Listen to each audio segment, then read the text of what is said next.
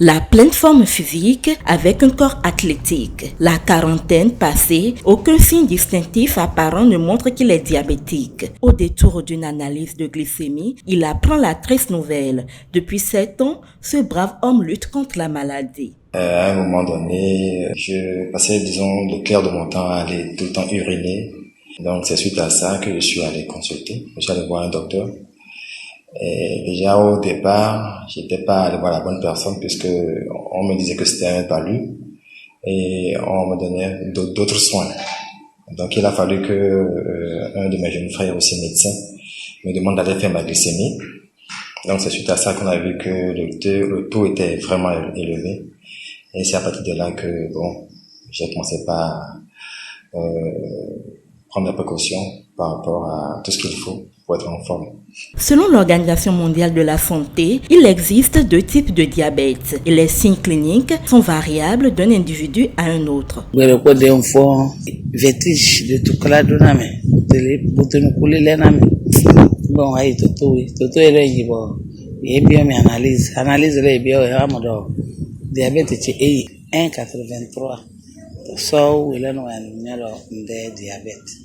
En 2008, le taux de prévalence au sein de la population béninoise est estimé à 1,26% et en 2015, il est passé à 3,30% selon les statistiques. Cette maladie chronique est caractérisée par une hausse du taux de la glycémie, c'est-à-dire un taux anormal de sucre dans le sang.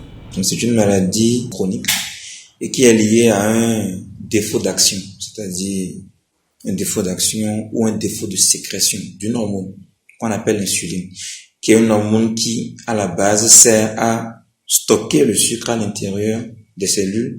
Et quand sa sécrétion fait défaut, soit quand l'organisme est résistant à l'action de cette hormone, survient donc une hyperglycémie chronique et donc nous parlons de diabète. Quand le pancréas est détruit, vous allez avoir donc un défaut de sécrétion de l'insuline, l'hormone dont nous avons parlé, qui va donc aboutir à un diabète, donc un diabète de type 1.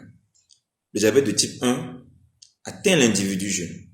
Si le phénomène auto-immune, c'est-à-dire le phénomène qui est à la base de la destruction du pancréas, se déclenche à 2 ans ou à 3 ans, vous aurez un enfant diabétique à 4 ans ou à 5 ans. Le type de diabète qui est le plus fréquent sous nos cieux, c'est le diabète de type 2. Et ce diabète, classiquement, c'est le diabète de l'adulte.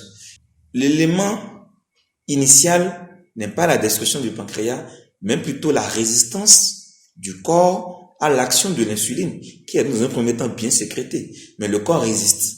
Et donc là, on aura un diabète de type 2. Tout individu, qu'il soit adulte ou enfant, peut avoir le diabète. Et pour le détecter, il y a des signes d'alerte.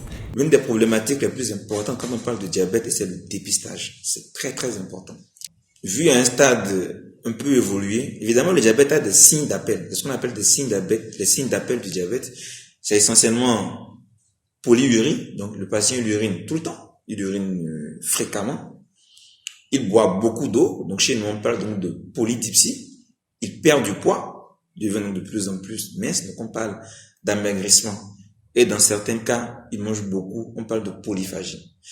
Devant ces signes cardinaux, on est en droit valablement d'évoquer le diagnostic de diabète de type 2, le diabète en général, voire le diabète de type 2 qui est le plus fréquent, et donc d'aller à la confirmation.